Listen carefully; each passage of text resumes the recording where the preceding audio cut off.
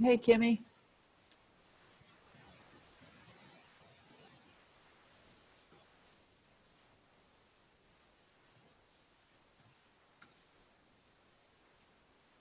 Can you hear me, Kimmy? Mm-mm.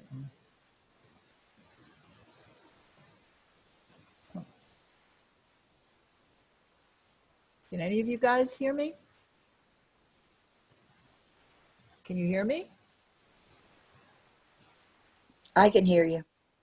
Okay, thanks. Kimmy, can you hear You're me? muted, Donna, if you can hear me. I'm not muted. I don't know what the deal is. And someone just said they could hear me. Whoops, I lost you. I hear you now, so. Okay, good. All right, great. Let me expand this. Okay, so we have some people in the waiting room. Do I have co-host controls? You just got it. I've admitted everybody so far, but now I'm going to turn it over to you. Okay, great. Thanks. Hello, everybody. And also, I'm going to make Sondra co-host, so she will be able to share her screen when it gets to that point. Great. That's the exciting part of the day when you become co-host. Woo, I have the power.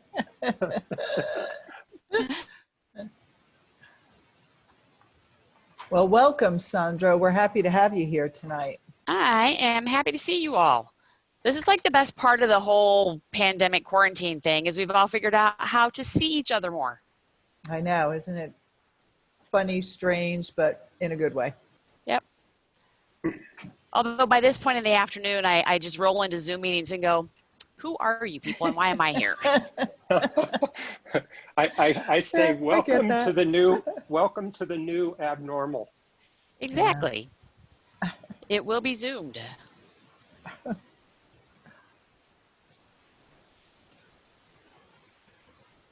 I'm just trying to adjust to this. I'm looking at it and I call this new spring, summer, fall weather.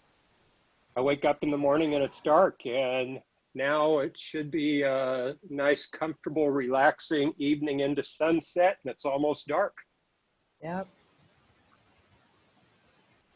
And pretty darn warm for the end of September. Yeah, no kidding. We're all having air conditioning fever down here because it's usually about this time you can start opening windows and doors, but not this year.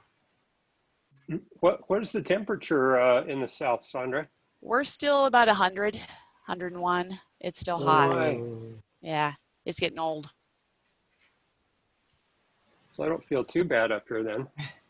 I mean, it does cool down in the evening, but we're at the point where it's like you know when you get cabin fever when you live someplace where it snows? Here we get air conditioning fever.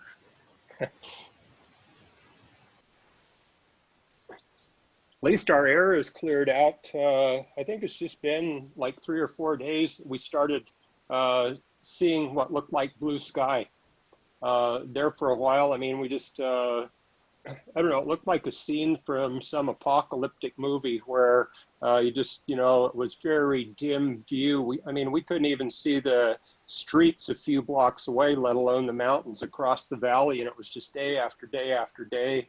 And we couldn't even open up for any breeze because the smoke was coming in so heavy. You know, we'd wake up with our eyes burning, and I'm not usually that susceptible to it, but, you know, even I'd wake up and, you know, have to clear my throat a few times. So that's finally cleared out.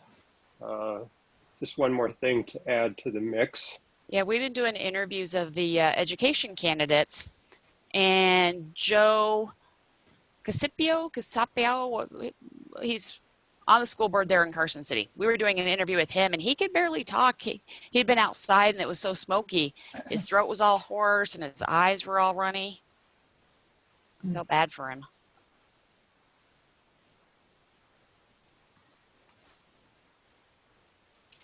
So how many other crazy people are on Zoom at 7 p.m. to talk about ballot questions? 21? Wow, it's not just me. And they're still adding. We're the early birds here tonight. Yeah. And, you know, I think there's some kind of fear of missing out. You know, it's like, geez, if I didn't get on 5 minutes early, what kind of amazing things would I have missed?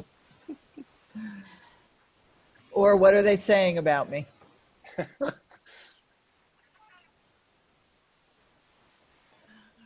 Well, I think, this is so important. Well, I'll get started in a few minutes here, but Yeah, because I mean, these are all constitutional amendments. 5 of them.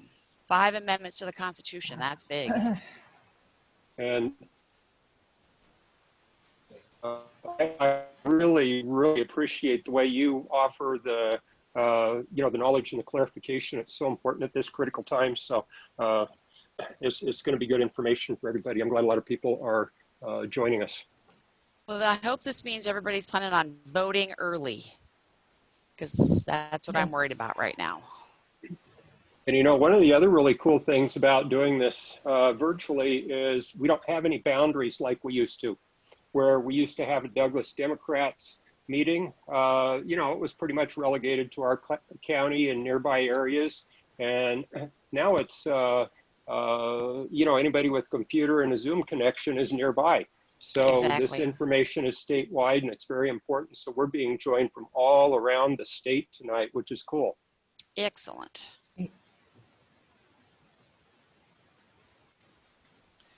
So that means we can start plotting statewide. We So are. do- Something. So do we know when we're actually going to get the ballots? We just got these things, but when do we get that? Depends. It depends on which county you're in. So Douglas. a lot of the rural counties, Douglas is one of them, expected that they were going to do the mailing, that they were going to mail out today, and then apparently there was a printing error or a problem, and so I think they're shooting for next Monday. That was actually Washoe. We have a ballot tracker in Douglas County, and I checked it today, and it said my ballot was mailed out today. So you okay? Excellent then. And we're watching it. I'll talk a little bit about that. Good. Yeah, that new tracking program's cool. I signed up for it too.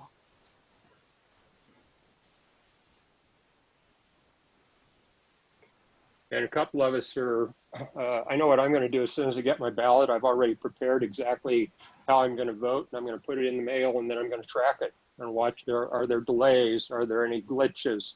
And play guinea pig, and hopefully, I know enough cool. connections if I have to answer questions and maybe be able to share information that'll help other people.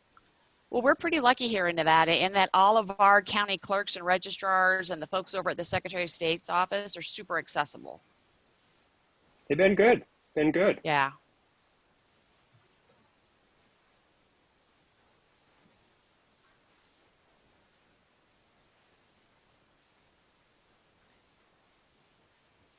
Yeah, look at that. 44 people on and coming in fast. Excellent.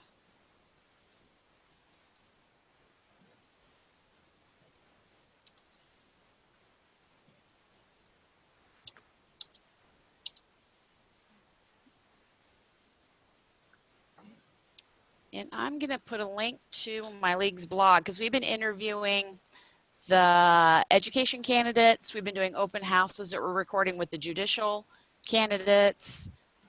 We've got some video voter guides. So I'll put that over in the chat.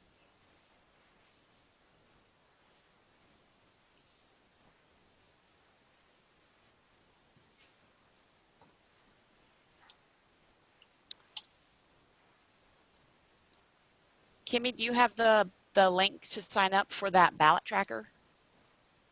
Can you put that over there too? I do have the one for Douglas County. There was one, let me see. That was the one I was looking at, but it's not necessarily the only one. There's a brand new one that the Secretary of State just put out. I'll get it right here off the Secretary of State's office. If you've got that ballot one, tracks. that would be handy statewide. Yeah, so this is a statewide one. They just rolled this out yesterday. It's called Ballot Tracks. And you can sign up so that they send you either an email or a text message. And I think a lot of them are working pretty much on the same platform because the ones that I've signed up have said the same thing. We're going to Same thing. keep you posted by text or email. Cool. Kimmy, it looks like Loretta has a question. Loretta, do you have a question? No? Okay. Before we get started, if we see a blue hand up, Loretta Terlizzi, Yes. did you have a question before we get started? Whatever you want to do, I don't care. No, I don't. I must have just been. Hi, guys. I'm on and I am enjoying joining you. So see you or listen to you. Thank you. Cool. Well, we still got quite a few people coming on, so let's continue to give it some time and let everybody in. Did you all happen to see the piece that Aaron Ford did on Fox News about our election, where the host of Fox News tried to pin him down on, you know, how fraudulent everything was going to be in Nevada, and boy, he really put this woman in her place nicely, factually. But if you get a chance to see that clip, you got to watch it on Fox News. He was great. Made us all proud. And I think we're the only state where we have both Democrats and Republicans who are constitutional officers doing our election. And so when they try and say, oh, the Democrats are going to do X for the Republicans, we're like, no, we have both. And Our that's election exactly officials what are he said. both. Yep. And he was able to say that to her, and she didn't have a comeback. Good. Yep. It was excellent. Which host did that? Oh, it was one of the women. I don't know her name. I don't really follow Fox Was News. she blonde? Yes. Well, aren't they all? Women On all Fox look alike. News. On Fox News.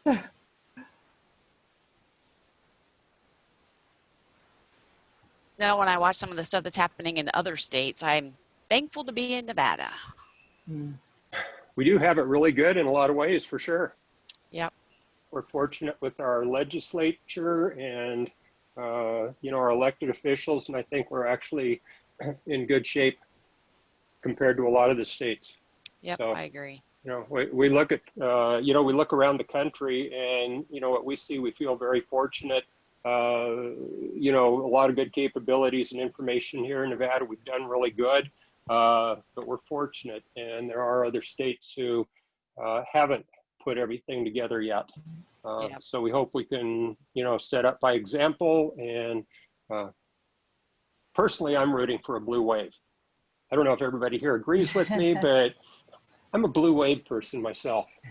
I just want to make sure everybody feels comfortable either dropping their ballot off or voting on the machine, and no one stands in line. And I think we're set though. Good. Okay, we're just a few minutes after 5. Still a few people trickling in. I'll give it another minute or two, and then we'll get started. We're at And we- 61, Kimmy. Do you know how many had RSVP'd they were going to be here tonight? We were close to 70, so the turnout Wow. is good. Great. It might have been a little bit over 70, because even when we've been on, I've been seeing new sign up, new sign up, new sign up. Great. And we're not going to lock the meeting, but we will proceed Okay. here in a few minutes. Once we get going, you know, we'll still let people join and ask questions at the end if they want to. So Okay. Leslie, no matter where you turn your ballot in, you'll be able to track it.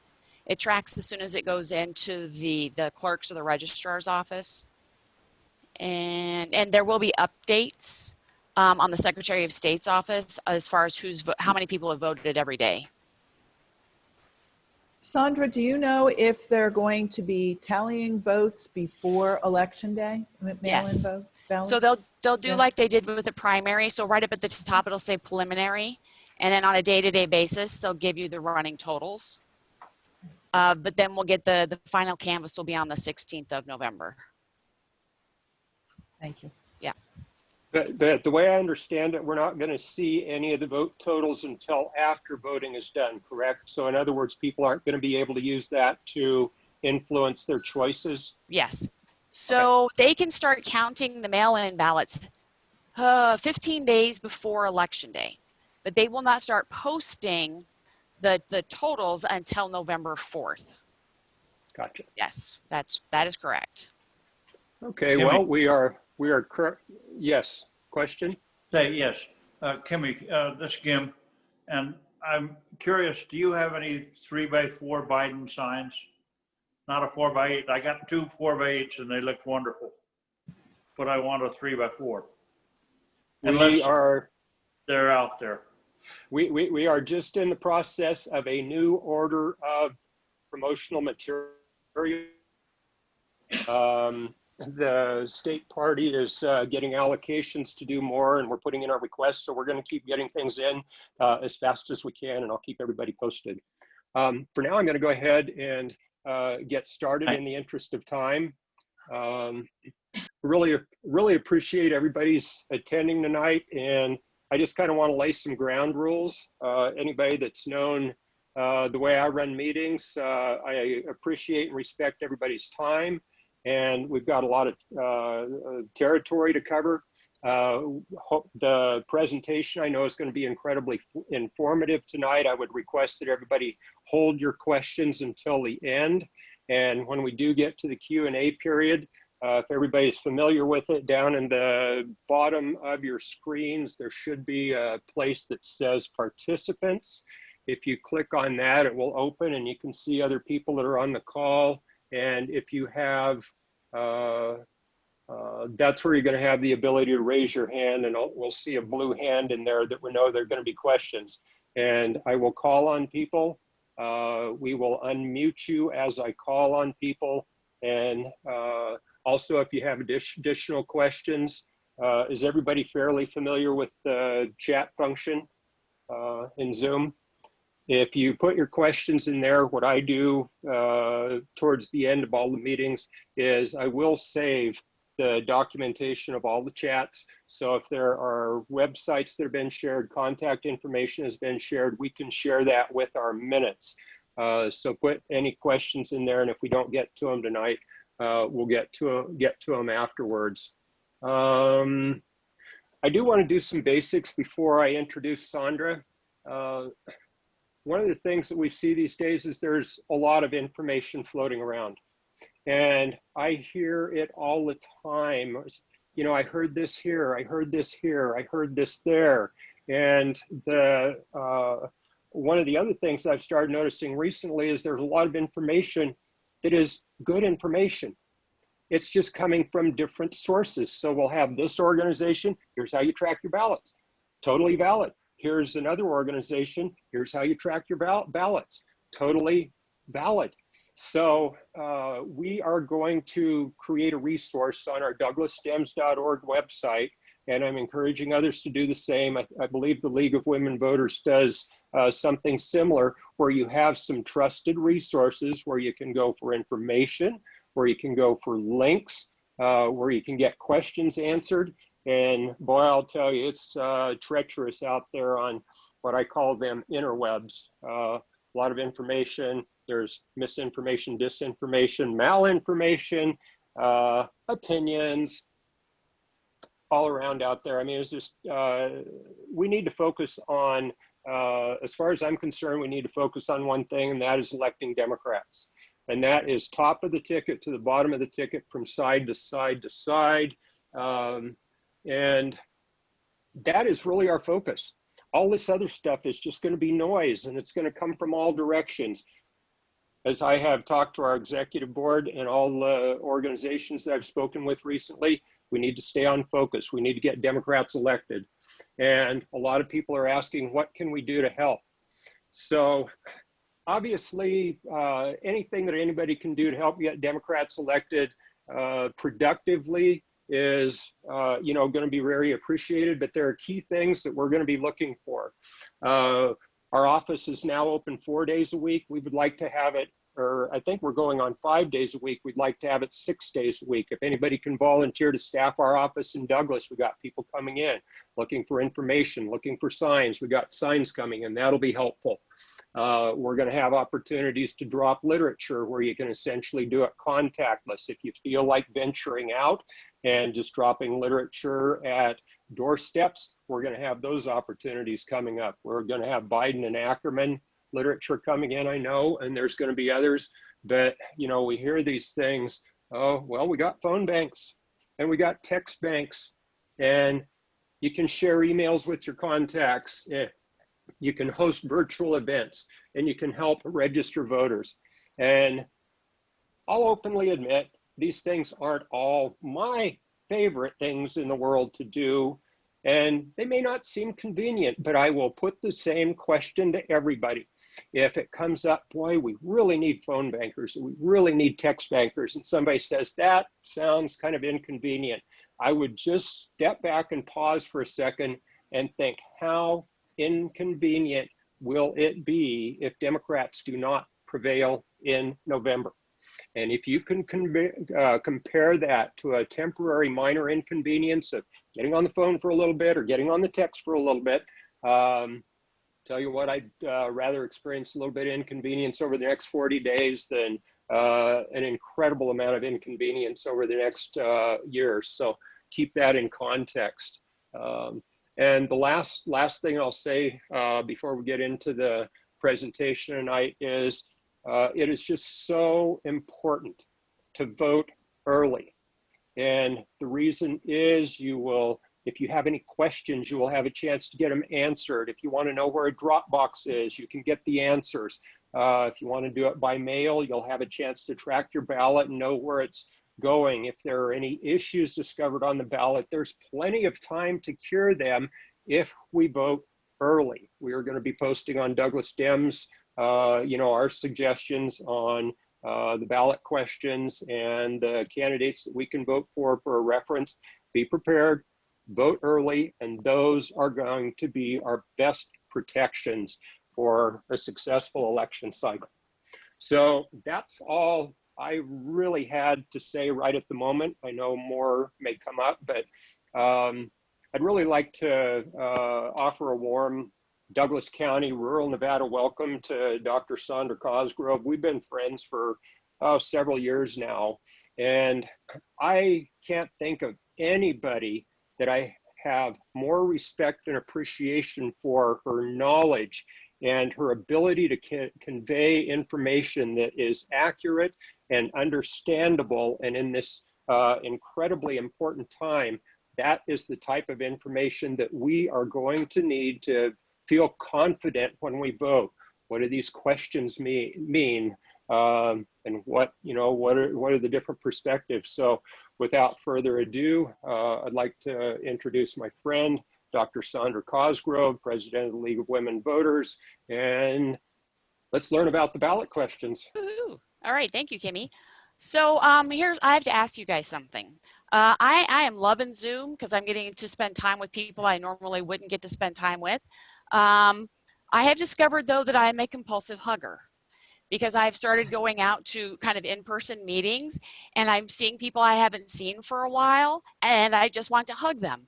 So I'm just letting you know, probably when I see each one of you in person, there will be hugging involved. Just letting you know. When I go place now, I have to keep my arms folded because I will hug people. So it's a thing. I have to get over it. Thank you so much for having me here to talk about the ballot questions. We have 5 of them, but you're going to notice that there is not a 5 and there is a 6, and I'll explain why that is. But it's really important when we're looking at the ballot questions to know what we're looking at, because there can be 2 different types of ballot questions. There's constitutional amendments, and then there's statutory questions, and they have vastly different implications for what they will do. So all 5 of our ballot questions this time are constitutional amendments. So that means they will go into the Constitution and have long-lasting repercussions, because the only way you can really fix a constitutional amendment once it's in is to go back through the 5-year process or go to court and have it declared moot. So I'm going to go ahead and share screen, and we're just going to walk through the questions so we can see what they say. All right, so let's get this going.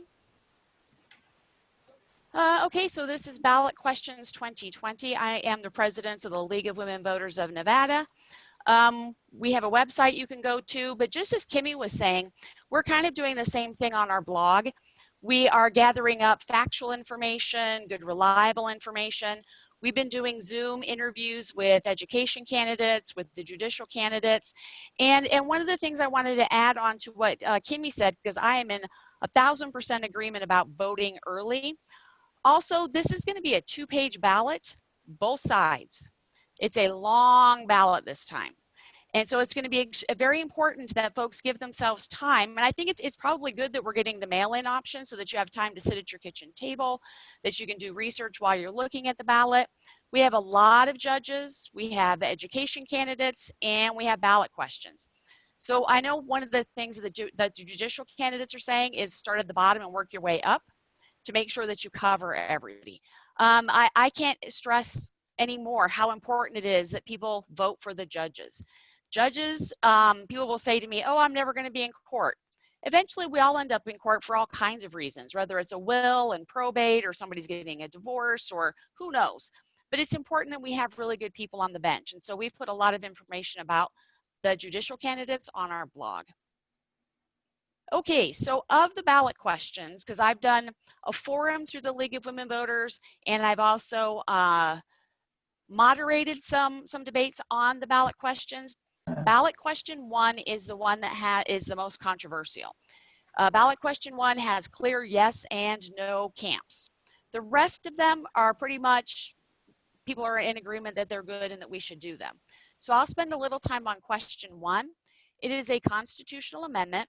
And when it was going through the legislature, it was called AJR 5. So it was sponsored by Elliot Anderson and Joyce Woodhouse. And if you were following it along during the legislative session, it was AJR 5.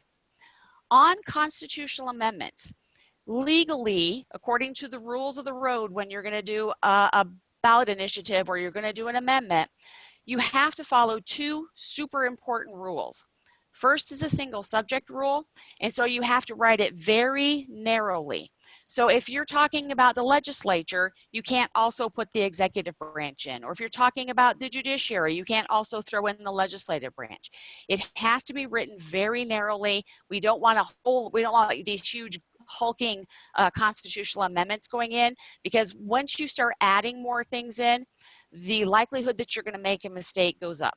So we have a very strict single subject rule, and you are not allowed to put any administrative details. So you cannot say how you are going to implement the ballot question. This makes people nervous, because the league, we were running a ballot initiative, it didn't qualify, but people would say, well, how are you going to implement this? Why should I trust it if I don't know how you're going to implement it? But the rule in Nevada is that the administrative details go in legislation. It cannot go in the amendment, because more than likely where you're going to end up with a mistake or an error is going to be in your implementation rules. And so what we've said is get the meat and potatoes, put that into the Constitution, and then in the next legislative session, allow the people and their representatives to decide how to actually do the implementation. If you whiff on the implementation, you just wait until the next legislative session and you fix it. And so when people look at ballot question 1, a lot of times where they start feeling a little bit of angst is, how is this actually going to play out? So I'm going to read it, and then we can talk about some of the hypotheticals. So what it says is this: shall the Nevada Constitution be amended to move provisions governing the election and duties of the Board of Regents and its control and management of the state university, because that's what it actually says in the Constitution, and require the legislature to provide by law for the state university's governance, control, and management, and the reasonable protection of individual academic freedom at Nevada's public higher education institutions, and 2, revise the administration of certain federal land grant proceeds dedicated for the benefit of certain departments of the state university. So you might be thinking, why in the heck did Nevada put the Board of Regents into the Constitution? No other state did that. Why are we kind of weird and odd? Well, we're always kind of weird and odd, but why in this instance are we weird and odd? It has to do with our very unique circumstances with how we became a state. So if you know the battle-born story, Abraham Lincoln was going up election in 1864. He was going up against George McClellan, who was a decorated a general and a war veteran. And so Lincoln was afraid he was not going to get reelected. And I have to break it to you, but sometimes politicians cheat. Okay, no, it's all right. It's okay. So what the Republicans did is they were counting electoral college votes, and they said, hey, you know what? Nevada is like right on the cusp of being able to become a state. They just need to go through some paperwork. If we can get them in really quick and we make a deal with them on a fast track provision, they could come in, we would get their 3 electoral college votes. They would also then agree to vote for the 13th Amendment to abolish slavery and the 14th Amendment to establish citizenship. And so there was negotiations between the Republicans and the folks that were running Nevada at the time. And there was a deal that was struck that if we could get our Constitution quickly written, our draft Constitution quickly written, and then telegraph it, which we did, it cost $2,000, which was a lot of money back then, that we would be fast-tracked to become a state quickly, and then miraculously we would vote for Lincoln.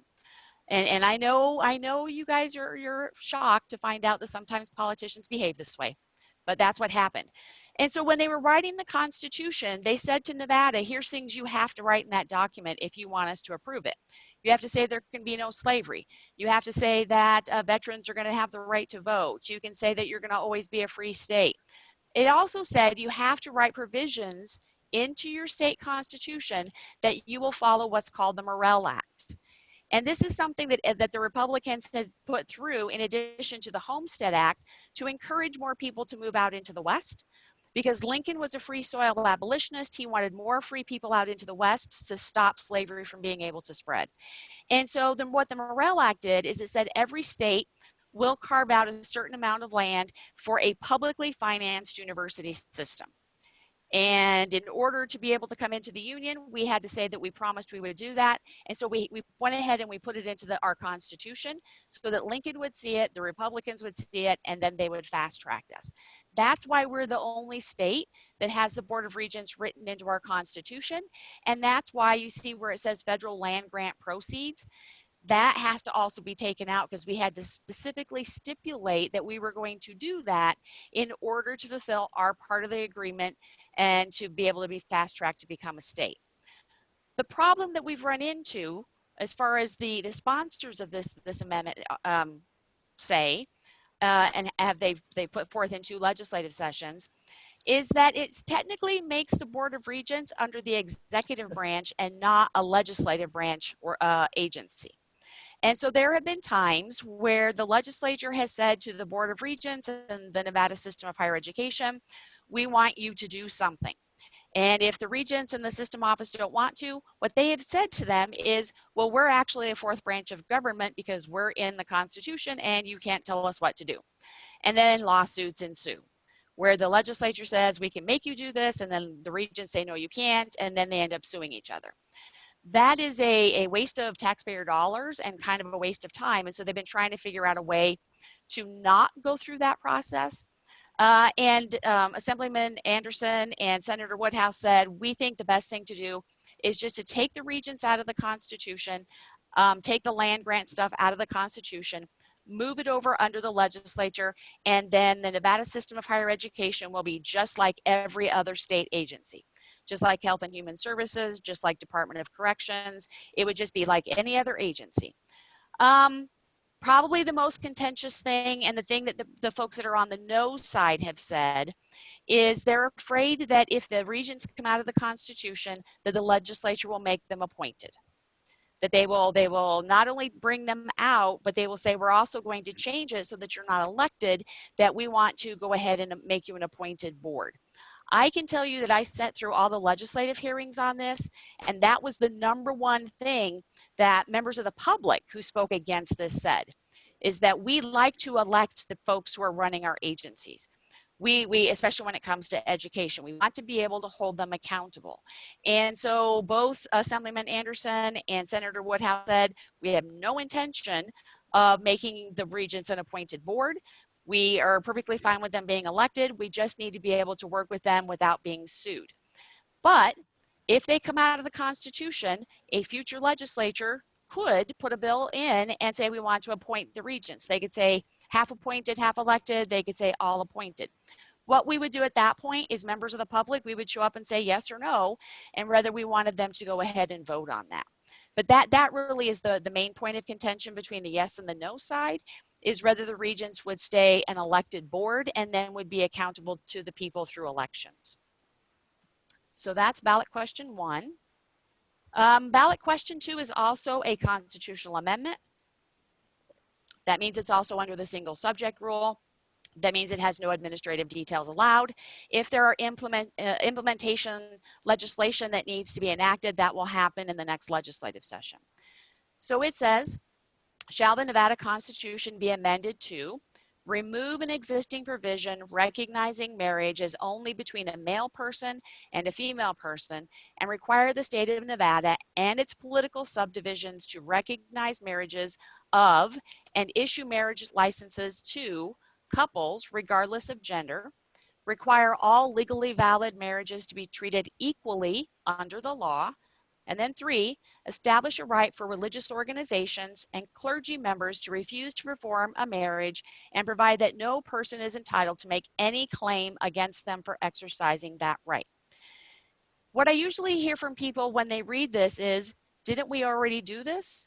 Don't we already have same-sex marriage in Nevada? I'm pretty sure, I have friends that are same-sex married. That is true, but it's because we have a Supreme Court ruling. And the Supreme Court ruling made the part of our Constitution that banned same-gender marriage, it made it moot. So when you have a Supreme Court ruling where they say stuff in your Constitution is not allowable, it doesn't take it out. It just says it cannot be enforced. And so what we need to do is some cleanup. We just need to align our Constitution with the law of the land according to the U.S. Supreme Court ruling in 2015. So this is just up to make sure that our Constitution is in line with what we are already doing. So this is not very controversial, and there is no side to this. Ballot question 3. Again, we have another constitutional amendment, so it's under the single subject rule, and there's no administrative details allowed. So what it says is, shall the Nevada Constitution be amended to 1, require the State Board of Pardons commissioners, whose members are the governor, the justices of the Nevada Supreme Court, and the Nevada Attorney General, to meet at least quarterly. 2, authorize each member of the board to submit matters for consideration by the board. And 3, authorize the board to grant pardons and make other clemency decisions by a majority vote of its members without requiring the governor to be part of the majority of the board that votes in favor of such decisions. What this is doing is it's changing how the Board of Pardons and Clemency functions. Right now, there is no rule that says that they have to meet. They could meet once a year, they could meet 20 times a year, they could meet twice a year, they could meet 50 times a year. The problem is it's so kind of hodgepodge, helter-skelter, that they've got a huge backlog of requests for pardons that need to go through. And a lot of times what these requests for pardons are for is, for instance, somebody who maybe had a domestic violence conviction, a misdemeanor conviction, maybe 15 or 20 years ago. And according to our laws, if you have a misdemeanor domestic violence conviction, you lose your right to own a weapon for the rest of your life. And so we have some people after 15 or 20 years who've not offended again, who've, made their amends, they've done everything they were supposed to do, and they want to go hunting with their grandkid. Or they'd like to go target shooting with maybe a club that is in their neighborhood. They still have to go through the same process. They still have to be vetted. They still have to be investigated. They still have to show that they've been minding their P's and Q's. That does not change. All this says is that the board will be required to meet at least once every quarter so they can start getting through the backlog. It also says is that any board member can submit matters for consideration. Right now, I think it's only the governor and the attorney general that can submit requests for clemency and pardons. This is saying any board member can bring it to the board so that it can be considered. And the way the board currently runs, the governor has a veto power. So if every other member of the board says yes and the governor votes no, it's no. And so they're saying they don't want the governor to be able to have veto power. All they want it to do is to have the vote be a majority rule. So if a majority of the board says yes, it's yes. So what this is doing is just changing how the State Board of Pardons operates. It doesn't change how they actually function when they're looking at who they're going to do a pardon or if they're going to do clemency. It doesn't change the investigation of the people who are going before them. It's just making sure that this backlog that keeps getting longer and longer, that they're able to get through it and restore people who really should have their rights restored. Make sure that they're getting through the process in a way that is fair to them.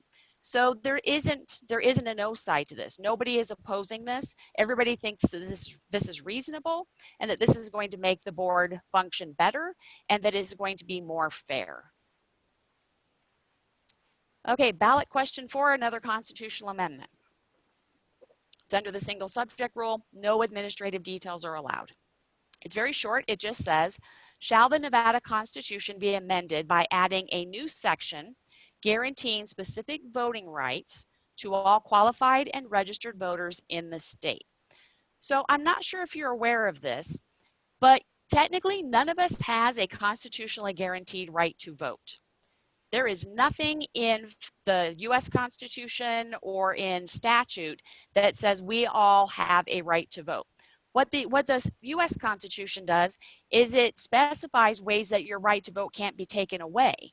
So they can't say you were previously a slave, or that you were female, or that you couldn't pay a poll tax.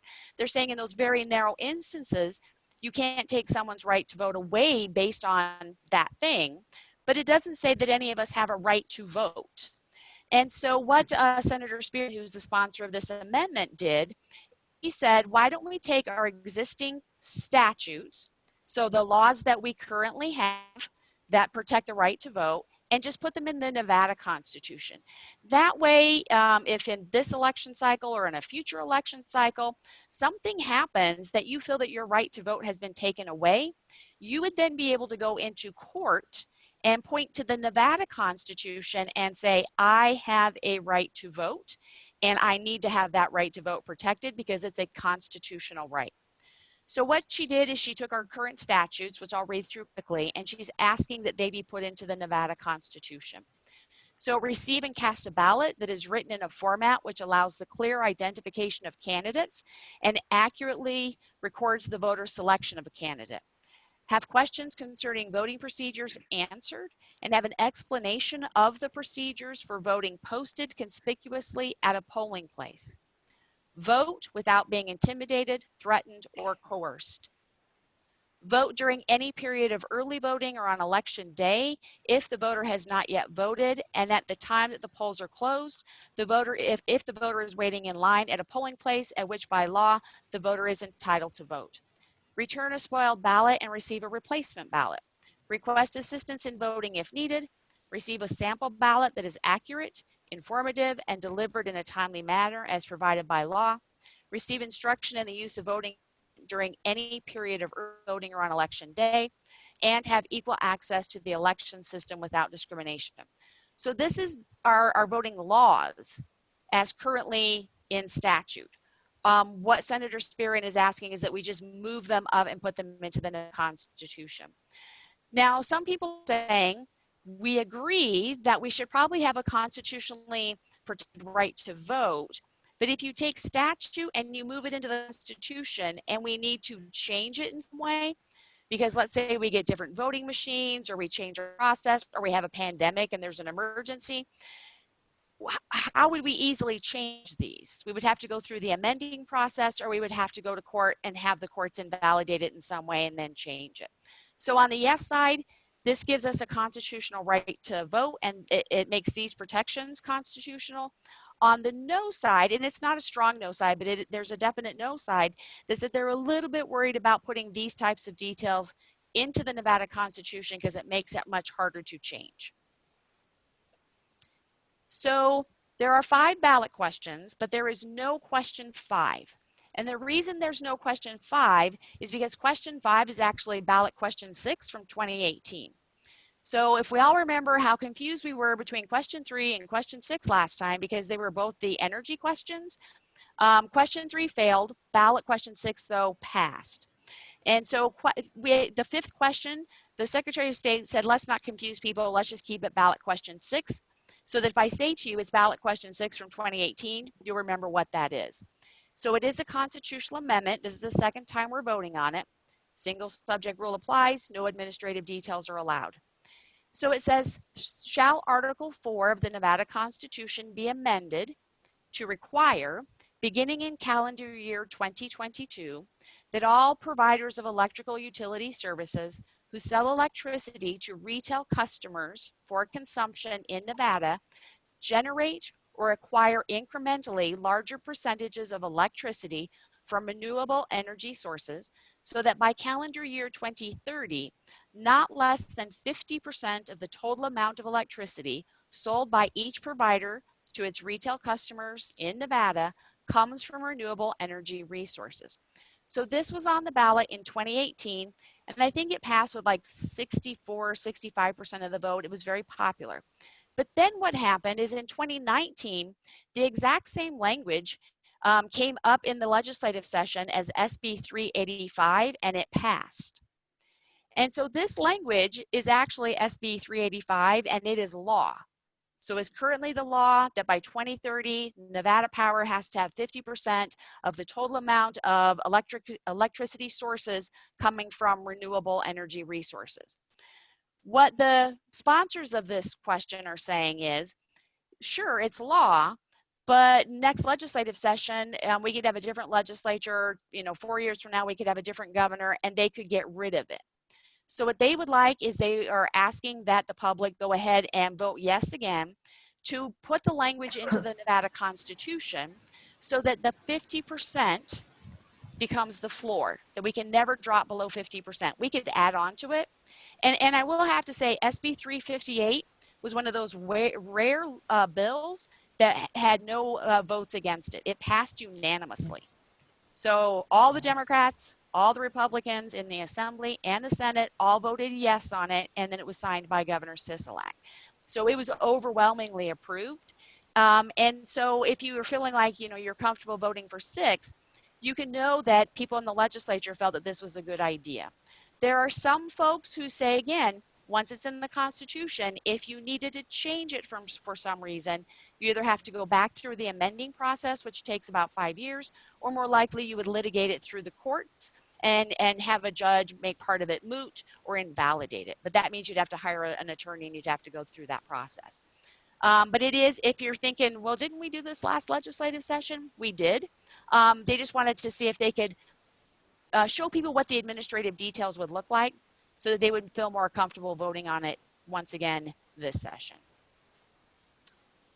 We did a ballot forum on the 19th, so last Saturday. We had Elliot Anderson, we had Carol Lucy, we had John Galtwaith do on ballot question 1, provide the yes argument. And then we had 2 of our regents.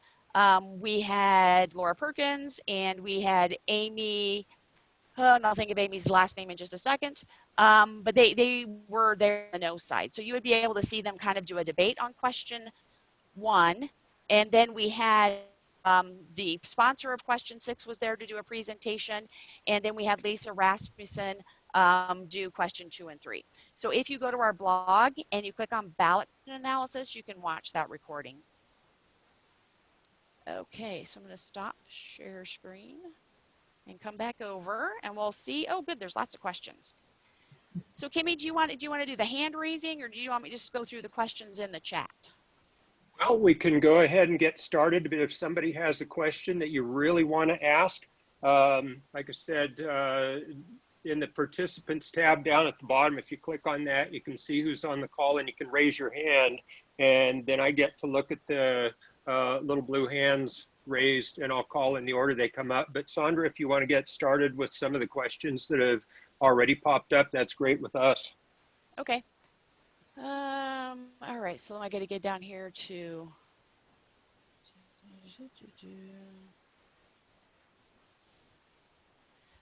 okay, so I see one question. Does clearly written include non-English in ballot question 4? Yes, according to the federal law, if you have a certain percentage of people who speak a language other than English, in your population based on the census, the elections department are required to print your sample ballot and your regular ballot in that language. So currently we have English, Spanish, and Tagalog. And so they're required to provide you a ballot in one of those languages. I do know the last time I talked to Joe Gloria and to Wayne Thorley over in the Secretary of State's office, they're going to try and kind of get ahead of things, and they're looking at Mandarin Chinese probably for the next election cycle. And then there was a couple of other languages that were right on the cusp of having enough speakers of those languages that they're assuming they're going to be in the next election cycle anyway. So they're going to try and get ahead of the curve and have those languages as well. So we should have 2 more. So are any of these actually new laws? So on the ballot, on these ballot questions, everything except for ballot question 6 is a new constitutional amendment. So these are amending, all of these are amending the Nevada Constitution. None of these are actually laws. So these are actually changing the Nevada Constitution. And so that's kind of a higher standard that they had to meet. But it also means it's much harder to change them once they go into that Constitution. Because in order to amend the Nevada Constitution, it either has to go through 2 sessions of the legislature and then 1 vote of the people, or 2 votes of the people. So it's usually about a 5-year process.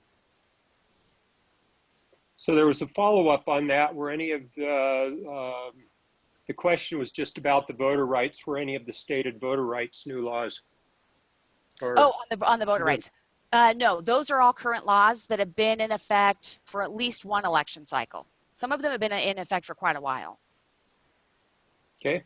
And then there was one other. Are there any circumstances in Nevada that would result in the rescission of the right to vote? No. Now, one of the things that, if you're looking at question 4 and you're thinking maybe that you would want to vote for that, so a yes argument, is that once you have a constitutional right to vote, then that means if anybody's trying to take your right to vote away from you through statute, they can't do it. Because if you look at what's called the Supremacy Clause, you've got the U.S. Constitution, you've got laws that are passed by Congress, you have Supreme Court rulings, you've got laws that are passed by your, you've got the Nevada Constitution, laws that are passed by your legislature, and then rulings that come out of your state court. And so right below federal law and federal court rulings is the Nevada Constitution. And so below that would be a law. So if somebody tried to come in and say, we want to restrict somebody's right to vote, they would not be able to do that because the state constitution would trump that. Pardon the choice of words there, but. You wouldn't be able to do it. The Nevada Constitution would say no. Good, I like that one. So Edith, let's see, I see your hand up. I think you can unmute yourself, or we'll unmute you. There's your question, yes. Yeah, Good to see you. The question has to do with ballot question 1. Mhm. And it's really the last part, it's 2. It says revise the administration of certain federal land grant proceeds dedicated for the benefit of certain departments on the state university. I graduated from a land grant university, and I know that some of that has to do with the ag college and the engineering college. Right, And at I don't UNR. see that change, because those are very important to our state. Right. One of the problems we have is even getting people properly qualified in things like horticulture and landscaping who understand our state's conditions. And I have watched UNR take things and sell off things that are important to having a department, an agricultural college. I've heard similar type things coming from people in the engineering college. I'm concerned about that part. That's the only reason I would say no to that particular question. So there's a certain standard that if UNR wants to remain a land grant college, if they want to say that's they're our state's land grant college, so they get certain proceeds from the federal government coming to them, there are certain things they cannot sell off. They have to have an engineering college, they have to have the agricultural school, they have to have certain things or they lose those federal dollars. Right, and yet I belong to organizations where we've watched them sell them. I think they're literally to the point where if they sold anything else, would not be qualified anymore. They're right up to the edge of what they have to be definition wise to be able to qualify for the federal funds to come in. Okay, the question I have about this ballot question is this going to, the way it's stated, it almost to me says like they're trying to get out of having that requirement. UNR is pretty adamant about keeping their land grant status. I mean, that's one of the ongoing fights between UNR and UNLV is whether UNR is the only land grant college or if UNLV is also a land grant college. And UNR is pretty, tight to the vest holding on to that title. Except that I've watched UNR drop department after department and sell off property. The way things are right now, if the Board of Regents said that they could sell stuff off, they could do it right now. Coming out of the state constitution wouldn't change that. So the regents have plenary power to govern the Nevada system of higher education. So if UNR right now, so the next regents meeting, if UNR came to the regents and said, we're selling everything off, and the regents said that was a good idea, they could do it right now. Okay, but what I'm concerned about is originally the state had, and this is one of the things when I went to talk to people at the legislature about some of these issues, they said, well, the problem is that the regions have all the control. And so the first part of this thing, I'm not so much opposed to. It's the second part where are we going to say the state is going to say that they don't have to do it? You see what I'm getting at? The state in this case would be your members of the legislature. Yeah, but are they also trying to say that they wouldn't be responsible for making sure that that remained part of, those funds went to those particular departments? Well, now, if I could interject a little bit there, wouldn't it mean if the legislature has the oversight that they would be accountable to us as elected officials, and the input would be ours to instruct them on the decisions to make? Yeah, it would have to go through as a bill, and it would go through the exact same process every bill goes through.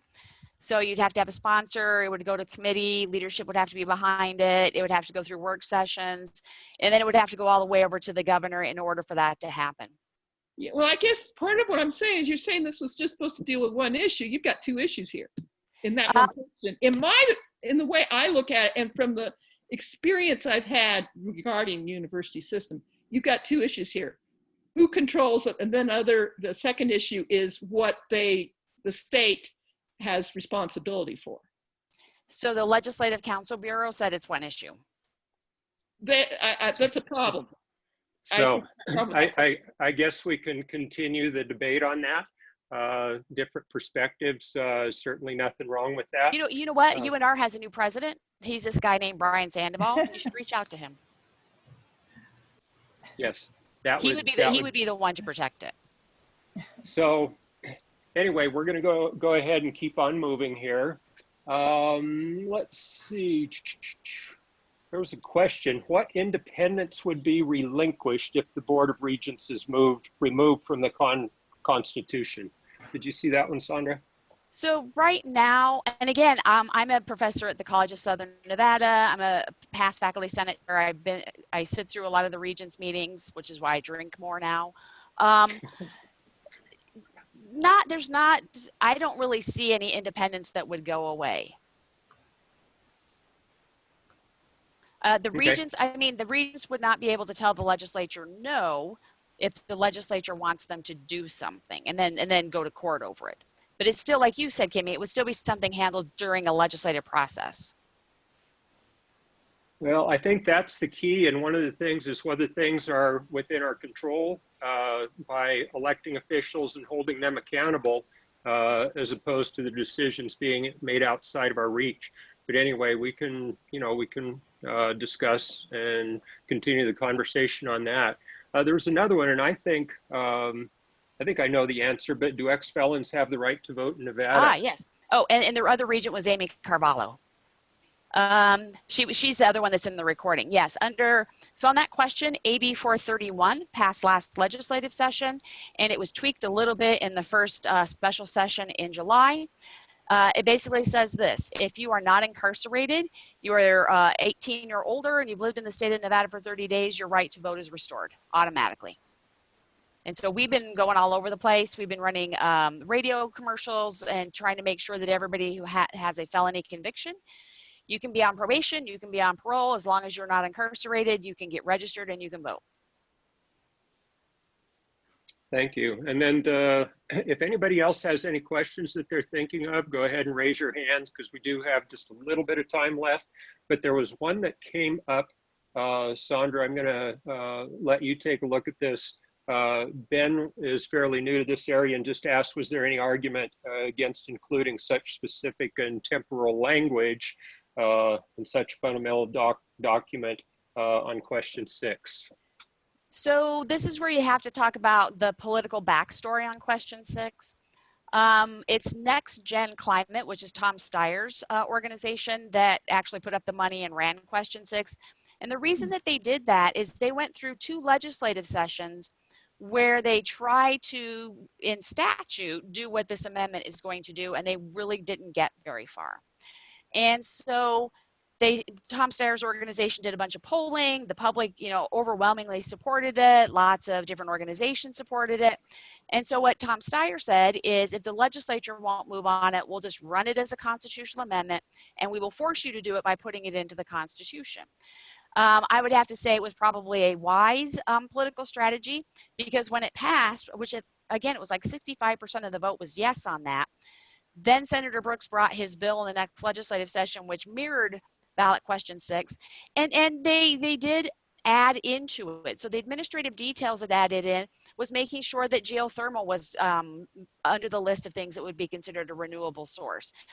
They made sure that some of the rural areas that were going to be able to use wind energy, that got it included, so that every county is included in this, so that it's not just solar, or that it's not just one renewable source, that every county is going to get jobs out of this, every county is going to benefit from it. And that's why it had a unanimous vote, all the legislators in both houses.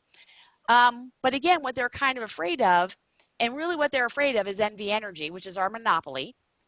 And if you had competition in the market, they wouldn't be as afraid of this. But NV Energy has a lot of power. It has a lot of money.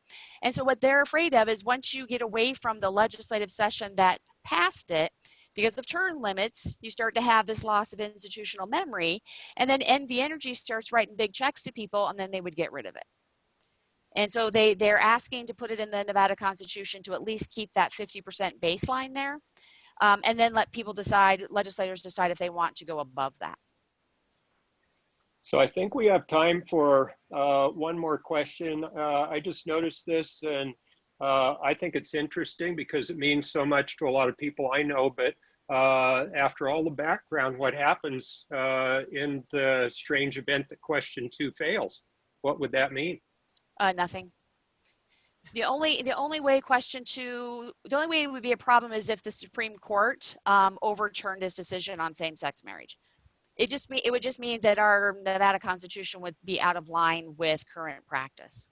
Now, down the road, you could have a Supreme Court, because we're talking about the Supreme Court a lot right now.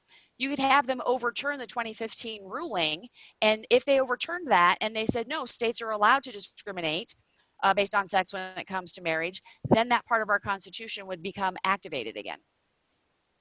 And then we would have to go through the whole process of getting it out. So it could have importance in the long range. In the long definitely. range, yes. Our regents are currently elected. They serve 6-year terms, so they're all elected. And on ex-felons, they do not have to pay restitution in order to get their voting rights back. In the state of Nevada, once you are no longer incarcerated, if you meet every other requirement, then you have your voting rights restored. It's Florida where they're having that problem. Okay, and one last question from Catherine Reynolds. You want to unmute yourself? Oh, you're still muted.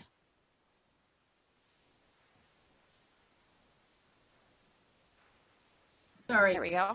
Does the League of Women Voters take positions on these ballot measures?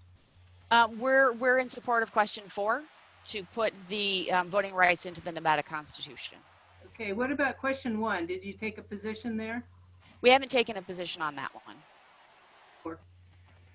Okay.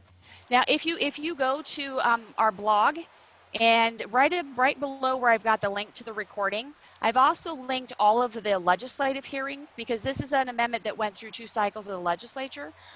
You might want to go ahead and listen to, there's 2 sets of hearings in each cycle. Kevin Powers is the LCB attorney for legislative operations, so he's the constitutional authority. He gives very extensive explanations of why the amendment is legal and the history of why the regents are in the Constitution and court cases. It's worth listening to. Okay. Excellent. And that's a good resource. We've gotten to kind of the end of the time and the period, but I think we've done a pretty good job getting through the questions. Sondra, I appreciate your time and patience. Thank you. Thank you for having me. And I appreciate everybody being here tonight. And we posted all these major links in the chat, which I have saved, and that will be included in the minutes when we send them out. And Sondra, would we have your permission to share this video? Absolutely. And I'm going to put my email address over in the chat too. Anybody can contact me. Okay, and that's perfect. And just some very minor little housekeeping. One of the little references that we have on Facebook is #NBElect. And let's see, I'll make sure that I put that in the chat. And that has all the dates that the counties are supposed to be sending out their ballots. And we put it out there and everybody says, wow, that's a great resource. And then Washoe County says, no, we're going to change it. And they said, oh, your resource is inaccurate. And then they changed it back again, and now it's accurate again. So that's the best guideline that we have right now. But I will say, double check in your county. They are going out at different times. And don't freak out when you get your mail-in ballot and see that it's 2 pages both sides. You guys won't, because you guys are political junkies. But if you have friends that get that ballot and do a kind of a freak out, they're going to have lots of time. They've got the mail-in ballot. They can do their research. They can phone a friend. We got lots of time for this one. Cool. Well, now we know everything, so we can go forth and we can vote confidently and encourage all of our friends and everybody we know to vote confidently. And that's really, really, really what it's going to take this year. It's very important. And I call this no excuses. There is nothing more important than getting it out there. And we got so much time between mailing it in, dropping it off at drop boxes, mailing in person, or voting in person either early or on the day. There are all kinds of options. And the only time you lose is if you don't vote. So get it in early. Amen. And I have nothing else for this evening. Does anybody have any questions for me before we bop off and push the go button? No. Kim, did you have something to say? You can unmute yourself. Maybe not. Well, thank you guys for spending time to be Northern friends. Yay. Well, thanks again, Sondra. I really appreciate it. Kitty. Awesome. And I'm telling you, the next Thank time I see you. y'all, I'm going to hug you. Yeah, I'm looking forward to that. I'm going to hold you to it. I got it on the recording. All right. Good night, Thank you. everybody. Night, everybody. Thank you guys. Very Bye-bye. informative.